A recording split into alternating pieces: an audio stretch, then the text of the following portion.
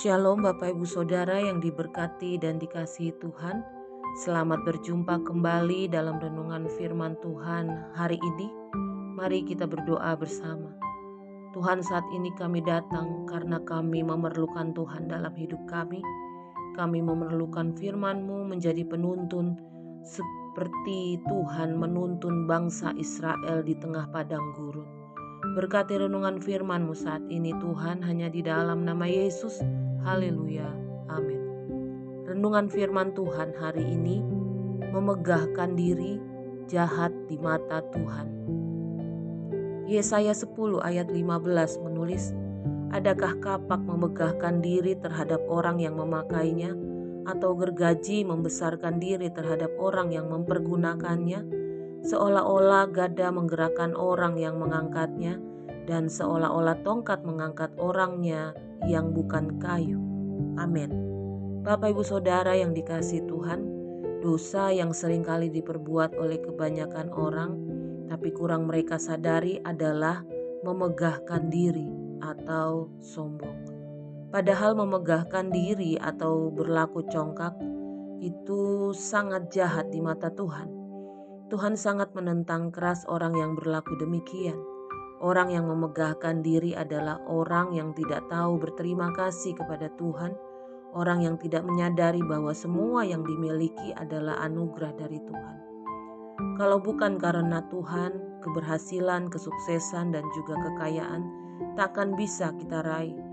Firman-Nya menulis, maka janganlah kau katakan dalam hatimu, kekuasaanku dan kekuatan tanganku lah yang membuat aku memperoleh kekayaan ini. Tetapi haruslah engkau ingat kepada Tuhan Allahmu, sebab Dialah yang memberikan kepadamu kekuatan untuk memperoleh kekayaan. Ulangan 8 ayat 17-18 menulis. Itulah sebabnya Tuhan menentang keras orang yang memegahkan diri. Kalau kita tidak lagi menyadari akan anugerah Tuhan, saat itu pula kita akan merasa tidak membutuhkan Tuhan, merasa tidak perlu melibatkan Tuhan dan mengandalkan Dia di segala aspek kehidupan kita. Sebab Ia telah berkata, dengan kekuatan tanganku aku telah melakukannya, dan dengan kebijaksanaanku sebab aku berakal budi.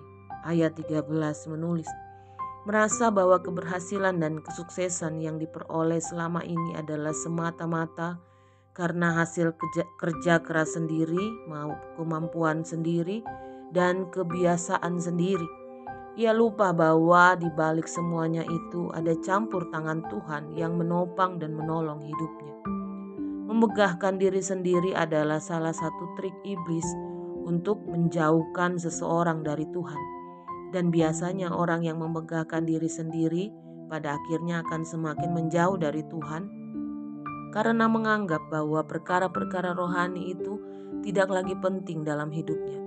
Itulah sebabnya pemazmur menyatakan bahwa Tuhan itu dekat kepada orang-orang yang patah hati dan remuk jiwanya.